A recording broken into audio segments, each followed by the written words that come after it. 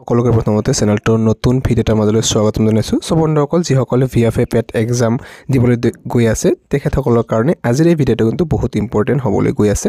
গতিকে প্ৰথমৰ পৰা শেষলৈকে নিশ্চয়কৈ চাই থাকিব, যদিও ভিডিঅ'টো অকণমান দীঘল হ'ব পাৰে কাৰণ আজি কিছুমান ব্ৰড কুৱেশ্যন অনা হৈছে ভিডিঅ'টোত। চ' আহক আৰম্ভ কৰোঁ ভিডিঅ'টো। প্ৰথমৰ কুৱেশ্যনটো যিটো আছে, why does the sun appear red during sunset and sunrise. তাৰ মানে সূৰ্যোদয় আৰু সূৰ্যাস্তৰ সময়ত কিয় আকাশখন ৰঙা দেখা পোৱা যায়। তো চাওক, কাৰণটো হৈছে যে সূৰ্য উদয় আৰু সূৰ্য অস্তৰ সময়ত ৰঙা দেখা যায়, কিয়নো সেই সময়ত সূৰ্যৰ পোহৰে বায়ুমণ্ডলৰ মাজেৰে দীঘল পথ অতিক্ৰম কৰিব লাগে আৰু নীলা পোহৰটো বেছিকৈ ছটিয়াই যায় আৰু ৰঙা পোহৰ বেছিকৈ ছটিয়াই নাযায়, সেইকাৰণে ৰঙা পোহৰ আমাৰ চকুলৈ আহি যায়। চ' নেক্সট কুৱেশ্যনটো চাওক, why do we see lightning before hearing. So' ইয়াতে আমি যিটো বজ্ৰপাত যেতিয়া হয়, বজ্ৰপাতৰ সময়ত আমি ইয়াৰ পোহৰটো কিয় আগত দেখা পাওঁ আৰু শব্দটো কিয় পিছত শুনা পাওঁ। ইয়াৰ কাৰণটো এইটোৱে যে because light travels faster than sound. কাৰণ যিটো পোহৰ আছে সেই পোহৰে কি কৰে, শব্দতকৈ ইয়াতে কিন্তু বহুত ফাষ্ট গতি কৰে। আৰু আমি জানো যে 3 × 10⁸ মিটাৰ যাব পাৰে পাৰ ছেকেণ্ডত, মানে প্ৰতি ছেকেণ্ডত 3 × 10⁸ মিটাৰ অতিক্ৰম কৰিব পাৰে পোহৰে, আৰু সেইকাৰণে পোহৰৰ গতিটো বহুত ফাষ্ট হয় আৰু ইয়াৰ তুলনাত শব্দৰ যিটো তৰংগ দৈৰ্ঘ্য সেইটো কিন্তু কম হয়। চ' সেইটো হৈছে কাৰণ। এনেকুৱা কুৱেশ্যন কিন্তু সুধিয়ে থাকে প্ৰতিবাৰ যেতিয়া VFA এক্সাম হয়। অৰ্থাৎ নেক্সট কুৱেশ্যন চাওক, why does an iron needle sink in water but a ship floats. ইয়াতে যে যিটো আমাৰ আইৰণ মানে বেজী, যিটো লোৰ বেজী আছে, সেই বেজী পানীত ডুবি যায় ইমান সৰু হোৱা সত্ত্বেও, কিন্তু ইমান ডাঙৰ যে জাহাজ আছে সেই জাহাজখন সেইটোতো একে সামগ্ৰীৰে হয়, আইৰণৰে, কিন্তু সেইটো কিয় মানে ভাহি থাকে। কাৰণটো চাওক যে লোহাৰ বেজী পানীত ডুব যায় কিয়নো ই পৰ্যাপ্ত পানী কাষেৰে আঁতৰাব নোৱাৰে। মানে ইয়াৰ যিটো বেছি বহল নহয়, সৰু এটা বস্তু হয়, সেইবাবে এইটো ডুবি যায় ডাইৰেক্টলি। কিন্তু জাহাজে বহুত পানী আঁতৰাই, সেয়েহে ই ডুব নাযায়, কাৰণ জাহাজৰ যিটো মানে এইটো বহল আকৃতিৰ হয় জাহাজখন। চ' সেইবাবে ই বহুত পানী আঁতৰাই দিব পাৰে পানীৰ ওপৰত, সেইকাৰণে এইটো ডুবি নাযায়। কিন্তু সেই তুলনাত বেজীটো কিন্তু ডাইৰেক্ট ডুবি যায়। Why do we see stars twinkling at night. ৰাতি আমি কিয় তৰাবোৰ তিৰবিৰাই থকা দেখা পাওঁ। চ' ইয়াৰ কাৰণটো হৈছে due to the refraction of their light as it passes through earth's atmosphere. তৰাবোৰে তিৰবিৰাই থকা দেখা পোৱা যায় কিয়নো তৰাৰ পোহৰ বায়ুমণ্ডলৰ বেলেগ বেলেগ স্তৰৰ মাজেৰে বেকা হয়। আমি জানো যে বায়ুমণ্ডলৰ বহুত স্তৰ থাকে, ট্ৰপ'স্ফিয়াৰ, ষ্ট্ৰেট'স্ফিয়াৰ, মেছ'স্ফিয়াৰ, যিটো থাৰ্ম'স্ফিয়াৰ, আৰু এইবিলাক স্তৰৰ মাজেৰে যেতিয়া পোহৰবিলাক পাৰ হৈ আহে, এনেকুৱা বেকা হৈ আহে, আমাৰ চকুত পৰে, সেইবাবে আমি তৰাবোৰ কি দেখা পাওঁ, তিৰবিৰাই থকা দেখা পাওঁ। কিন্তু সেই তুলনাত যদি আপুনি স্পেচৰ পৰা চায় তেতিয়া কিন্তু তিৰবিৰাই থকা দেখা নাপায়, তৰাবোৰ যেনেদৰে আছে তেনেদৰে দেখা পাব। এইটো বহুত স্তৰৰ মাজেৰে পাৰ হৈ আহিব লাগে, সেইকাৰণে এইবিলাক আমাৰ চকুত আহি পৰে আৰু তেতিয়া আমি তিৰবিৰাই থকা দেখা পাওঁ।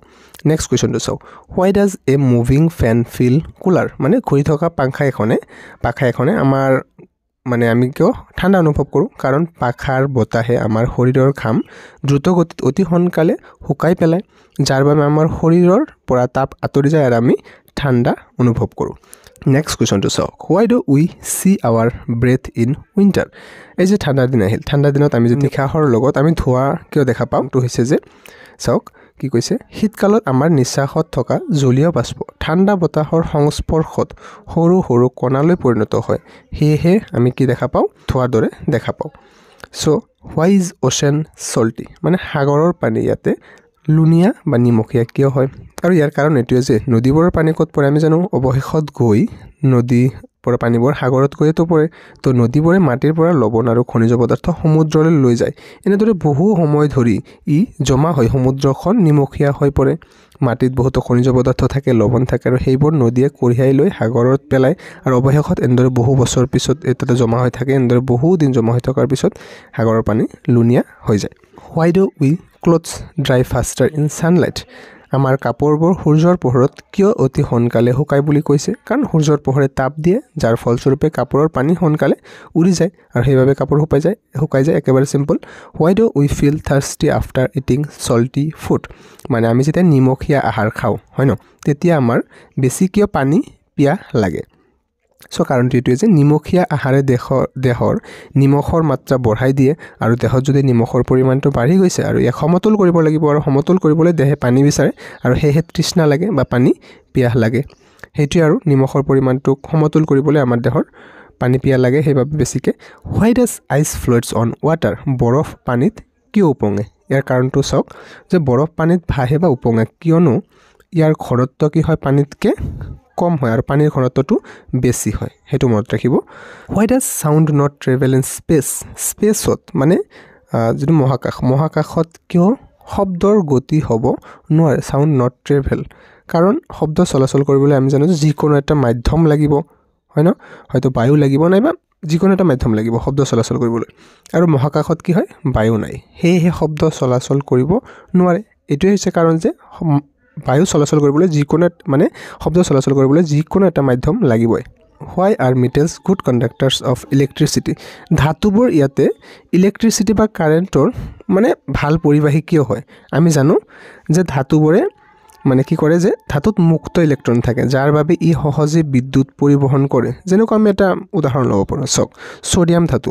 বা মেগনেছিয়াম ধাতু আমি ল'ব পাৰোঁ ঠিক আছে সোডিয়াম কিমান নম্বৰত থাকে আমি জানো 11 নম্বৰত থাকে 11 নম্বৰত আৰু ইয়াৰ যদি আমি ইলেক্ট্ৰনীয় কনফিগাৰেশ্যন বা ইলেক্ট্ৰনীয় বিন্যাস চাওঁ ইয়াৰ কি হ'ব 2 হ'ব 8 হ'ব 1 2 হ'ব ই কি কৰিব ইটো বেলেগৰ পৰা 7টা ইলেক্ট্ৰন আনিব নোৱাৰে বেলেগৰ পৰা 7টা ইলেক্ট্ৰনটো নিদিয়ে ইয়াক কি কৰিব ই নিজৰ এটা ইলেক্ট্ৰন বেলেগক দি দিব আৰু ই কাৰ দৰে ধৰ্ম দেখুৱাব 2 8 অৰ্থাৎ নিয়নৰ দৰে ধৰ্ম দেখুৱাব অৰ্থাৎ 10 নম্বৰ আমি জানো যে এটা ইলেক্ট্ৰনে সদায় নিজৰ অক্টেটটো ফিল কৰিব ৰাখিব বিচাৰে হয়তোবা বেলেগক ইলেক্ট্ৰন দান কৰিব নহলে বেলেগৰ পৰা আনি সেইভাবে ধাতুবোৰ বিদ্যুতৰ সহজে গুড কণ্ডাক্টৰ হয় বা ভাল পৰিবাহী হয় ঠিক তেনেদৰে আপোনালোকে মেগনেছিয়াম ধাতুৰ ক্ষেত্ৰতো সেমে হ'ব ধাতুত মুক্ত ইলেক্ট্ৰন থাকে যাৰ বাবে সহজে বিদ্যুৎ পৰিবহন কৰে why is carbon monoxide dangerous carbon monoxide আমি জানো CO2 হৈছে কাৰ্বন ডাই অক্সাইড কিন্তু কাৰ্বন মনক্সাইডক CO ৰে বুজোৱা হয় আৰু এটো কিয় ডেঞ্জাৰাছ হয় কাৰ্বন ডাই অক্সাইডতকৈ বেছি সেই কাৰণটো হৈছে যে কাৰ্বন মনক্সাইডে তেজত অক্সিজেনৰ পৰিমাণ কমাই দিয়ে শ্বাস বন্ধ হৈ কি হ'ব পাৰে ব্যক্তিগতভাৱে মৃত্যু ঘটাব পাৰে আৰু সেইবাবে এটো বহুত ডেঞ্জাৰাছ হয় ঠিক আছে নেক্সট কোৱেশ্চনটো চাওক why do plants appear green ইয়াতে গছবোৰ বা উদ্ভিদসমূহ কিয় সেউজীয়া দেখা পোৱা যায় সেইটো কাৰণটো কি যে বিকজ অফ এ পিগমেন্ট ক্লৰোফিল আমি জানো যে গছৰ পাতত কি হয় যে ক্লৰোফিল নামৰ এবিধ পদাৰ্থ থাকে আৰু সেইবাবে আমি গছবোৰ পাতবোৰ কি হয় সেউজীয়া দেখা পাওঁ নেক্সট কোৱেশ্চন চাওক why does oil floats on water যে পানীত তেল কিয় উপঙে why does oil floats on water ইয়াৰ কাৰণটো হৈছে যে যেটো আইচৰ দৰে আছিল সেই same oil is lighter and less dense than water অইলটো তেলটো কি হয় পাতল হয় আৰু ঘনত্বটো কম হয় পানীতকৈ সো এইটো মনত ৰাখিব আপোনালোকে অইল হওক বা ইয়াতে আইচ হওক ইয়াৰ ঘনত্বটো কি হয় কম হয় কাতকৈ দেন ৱাটাৰ অৰ্থাৎ পানীৰ ঘনত্বটো এইবিলাকৰ ঘনত্বতকৈ বহুত বেছি হয় সেইবাবে কিন্তু ইয়াৰ পানীৰ যেটো ওজনটো হেতু বেছি হয় এইবিলাকৰ তুলনাত